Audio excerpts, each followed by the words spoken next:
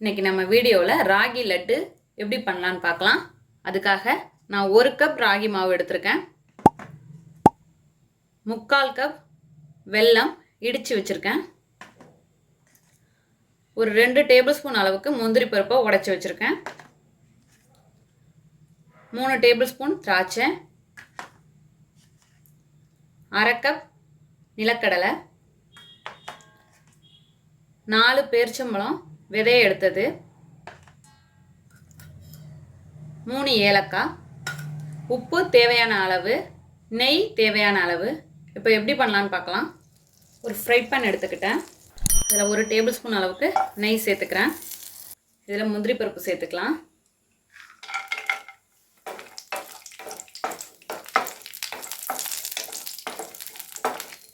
முந்திரி பருப்பு நல்லா வறுபட்டுட்டு இதை பிளேட்டில் மாற்றிப்போம். இதே பேனில் இன்னும் கொஞ்சம் நெய்,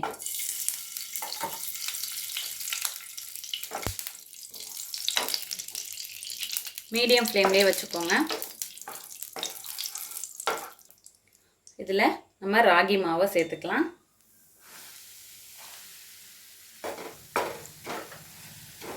மீடியம் ஃப்ளேம்லேயே வச்சுக்கோங்க. நல்லா நெய்யில் வறுத்துப்போம். இப்போ நான் ஒரு 2 நிமிஷம் போல் நல்லா வறுத்துருக்கேன்.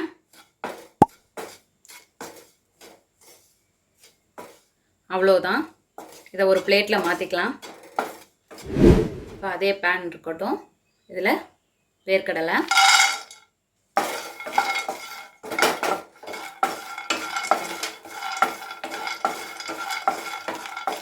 இப்போ கடலையும் வறுத்தாச்சு. இதை ஃப்ளேமை ஆஃப் பண்ணிக்கலாம். ஆஃப் பண்ணிட்டு இதையும் இன்னொரு பிளேட்டில் மாற்றிக்கலாம். இதை தோல் நீக்கிட்டு ஆறுனதும் தோல் நீக்கிட்டு எடுத்துகிட்டு வருவோம். இப்போ வேர்க்கடலையை தோல் உரித்து இதுமாரி ஜாரில் மாற்றிட்டேன். இப்போ இதை அரைச்சி எடுத்துகிட்டு வந்துடுவோம். இப்போ இது போல் நல்லா அரைச்சாச்சு. இதோட நம்ம எடுத்து வச்சுருக்க வெல்லம் இதையும் சேர்த்துடலாம். அதோட திராட்சை, பேரிச்சம்பழம், ஏலக்காய், இது எல்லாத்தையும் சேர்த்து அரைச்சி எடுத்துகிட்டு வந்துடலாம். பாருங்கள், உருட்டி எடுக்கிற அளவுக்கு வந்துடுச்சு.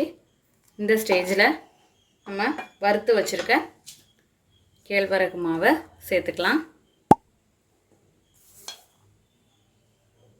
இதோட ஒரு சிட்டிகை உப்பு, கேழ்வரகு மாவையும் சேர்த்து நல்லா அரைச்சி எடுத்துகிட்டு வந்துடுவோம்.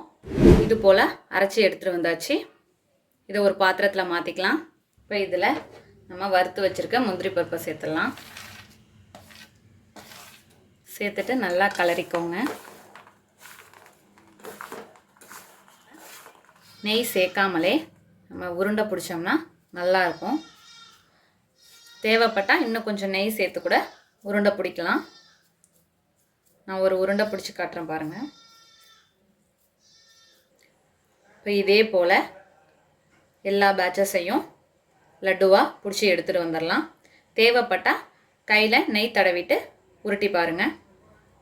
அவ்வளோதான், எல்லா மாவையும் லட்டு பிடிச்சாச்சு. எனக்கு ஒரு 13 லட்டு சின்ன சின்னதாக தான் நான் உருட்டியிருக்கேன். அதனால எனக்கு 13 லட்டு வந்திருக்கு. இடையில வறட்சியாக இருந்துச்சுன்னா நெய்யை ஹீட் பண்ணி பிடிச்சிருக்கேன். நம்மளோட அருமையான அற்புதமான ராகி லட்டு தயார். இதே போல் நீங்களும் உங்கள் வீட்டில் செஞ்சு பார்த்துட்டு எப்படி வந்துச்சுன்னு கமெண்ட்டில் சொல்லுங்கள். தேங்க்யூ.